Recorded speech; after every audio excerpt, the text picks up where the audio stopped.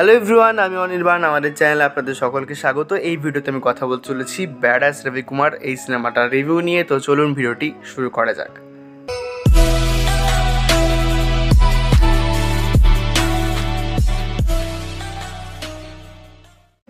তো এই বছরের সব থেকে ব্যাডাস সিনেমা ব্যাডাস রবিকুমার, যেটা গত 7 ফেব্রুয়ারি রিলিজ হয়েছে এবং আমার একটু দেখতে দেরি হয়ে গেল। আমি একটু অসুস্থ ছিলাম, তো আজকে ফাইনালি দেখে এলাম।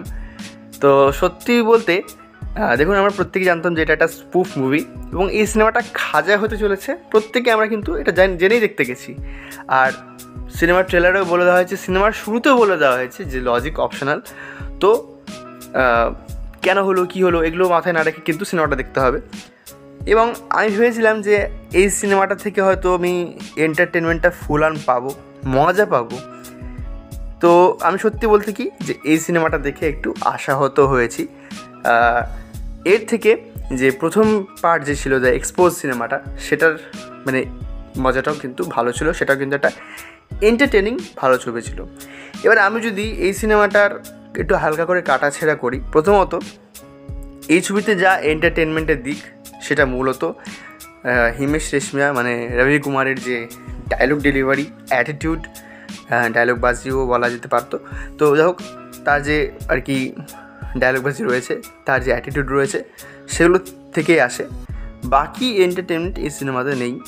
এবং এখানে যে গল্পটাকে ইউজ করা হয়েছিল, যে একটা রিল, আপনারা জানেন ট্রেলারে বলেই দেওয়া হয় যে একটা রিল আছে, তো সেই রিলের আর কি হারিয়ে যাচ্ছে বা সেই রিলটা আর কি পৌঁছে দিতে হবে কোথাও। এবং এখানে ইন্ডিয়া পাকিস্তান যে কনফ্লিক্ট, যেটাকে আর কি মানে গল্প হিসেবে খুব ভালো ইউজ করা যেতে পারতো, তো সেটা ইউজ করা হয়নি।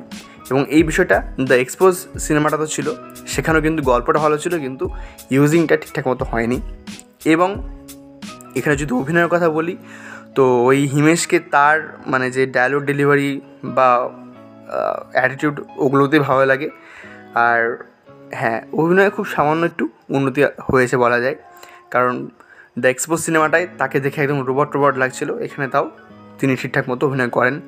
এবং এখানে যে নায়িকাটাকে আনা হয়েছে, তার নাম সম্ভবত সিমোনা সামথিং, তো সে গোটা ছবিতে কেঁদেই গেছে, তার আর কোনো কাজ ছিল না। অন্যান্য চরিত্রে মনীষ ওয়াধওয়া, কীর্তি কুলহারি এবং এখানে সৌরভ সচদেবা আছেন, তার ঠিকঠাক। সৌরভ সচদেবাকে তাও ভালো লাগে। আর প্রভুদেবা, যাকে সিনেমার শুরুতে হালকা একটু সিরিয়াস টোনে রাখা হয়েছিল, তো তাকেও পরবর্তীতে একটু জোকারি লাগে। আর সানি লিওনি, তাকে যেটুকু দেওয়া হয়েছে, মানে তার যে ফ্যান তারা তো একটু মজা পাবেনি। এখানে যে কমেডিয়ান হিসেবে রাখা হয়েছে সঞ্জয় মিশ্রা এবং জনি লিভারকে, তাদেরকে দিয়ে একটা স্ট্রং কমেডি করালেও কিন্তু সিনেমাটা সেদিক থেকে উতরে যেত, কিন্তু সেটা হয়নি। এবং আরেকটা বিষয়, গানের কথা যদি আসি, তো দিলকে তাজমহল মে গানটা তো আমাকে মানে এখনও এন্টারটেনমেন্ট করছে, পরবর্তীতে করবে, এবং ওই পোর্শনেই মজা লাগে দেখতে।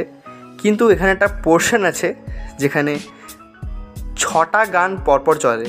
আমি সিনেমার ক্রেডিটে মানে এন্ড ক্রেডিটে দেখলাম টোটাল 13টা গান ছিল, 13টাই হবে, 13টা কি 12টা, তার মধ্যে 6টা গান একটা পোর্শনে পরপর আছে। সেটা দেখে একটু মানে ভীষণ বিরক্তি লাগে যে ভাই, এটা কখন এই পোর্শনটা শেষ হবে। আর বাকি ভিএফএক্সের কথা তো আমি আনবই না, কারণ 80s ভিএফএক্স বলেই দিয়েছে কেমন হবে, আপনারা বুঝতে পারছেন। অ্যাকশান এখানে মানে খালি গুলিই চলে। আমি একটু হ্যান্ড টু হ্যান্ড কম্ব্যাটটা বেশি আশা করেছিলাম, সেটা হয়তো খুব সামান্য একটু আছে, বাট বেশি গুলিই চলে এখানে। তো এটা থেকে আমার দ্য এক্সপোজ সিনেমাটা বেশি ভালো লেগেছিলো সত্যি বলতে। সেখানে আর কি ডায়লগ ডেলিভারি তো ছিলই, পাশাপাশি ক্যারেক্টারের যে আপস ডাউন সেগুলোও ছিল। আর ওখানে গল্পটাকে মোটামুটি একটা ইউজ করা হয়েছিল, বাট সেটা একটা ভালো ছবি বলবো না।